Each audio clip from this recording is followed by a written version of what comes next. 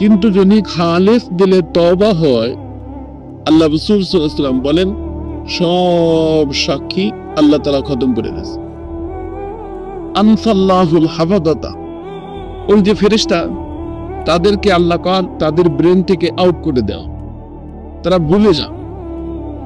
এখন ওই যে নথি হয়েছে, নথির ভিতরে যখন তওবা করে, তওবার সাথে সাথে আল্লাহ হুকুম করে যে যেই জায়গাটায় গুনাহ ছিল, বাদদালনা সাইয়্যাতিহি হাসানাত, এই গুনাহকে নেকিতে পরিবর্তন করে দাও। গুনাহকে কিসে নেকি পরিবর্তন করো? ছিল গুনাহ, হলো নেকি, গুনাহ থাকলো না, ওই জায়গায় কি হয়ে গেল? নেকি হয়ে গেল। কথা বুঝছে? ওই জায়গায় নেকি হয়ে গেল। আর ওই যে জমিন, সে দিবে শেষ সাক্ষী। শেষ সাক্ষী কোনটা? তওবা। গুনাহ তো আগে, তওবা পরে। এখন সাক্ষী দিবে কিসের? গুনাহ না তওবা? তওবার। তওবার সাক্ষী দিবে, গুনাহ সাক্ষী দিবে না। আর অঙ্গ প্রত্যঙ্গ সাক্ষী দিবে কিসের? তওবার।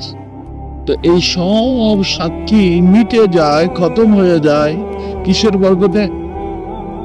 তওবার বরকতে। কিন্তু তওবার জন্য শর্ত কয়টা? তবে তওবা, গুনাহ আবার দুই প্রকার। এই স্টুডেন্ট ভাইরা লক্ষ্য করো বাবা, সবাই গুনাহ কয় প্রকার? একটা হলো আল্লাহর হক নষ্ট করার গুনাহ, আর একটা হলো বান্দার হক নষ্ট করার গুনাহ। বুঝলেন? আমি কি করছি? আল্লাহর হক নষ্ট করছি, যেমন নামাজ পড়ি নেই, রোজা রাখি নেই, অথবা নাউযুবিল্লাহ মিন যালিক জিনা হয়ে গেছে কারো থেকে, এটা আল্লাহর হক। এটা কি? বান্দার হক না, এটা আল্লাহর মেহেরবানি। যদি জিনাকে একদম জবরদস্তি জিনা করছি, এখন যদি আল্লাহ বান্দার হক হইতো, তাহলে আপনার যদি এখন তাবলিগে গেছেন, কোন আল্লাহ ওয়ালা সোহবতে গেছেন, বা হুজুরে বয়ান করলেন, তওবা করার নিয়ত করছেন, তো যাই কেউ তো কান্না করে, ওই সে মেয়ে করে যে ম্যাডাম আমি তো আপনার সাথে একটা অন্যায় করে ফেলছিলাম, আপনি আল্লাহ বুঝতে মাফ করে দেন, তো জুতো দিন টাইম লাগাতে।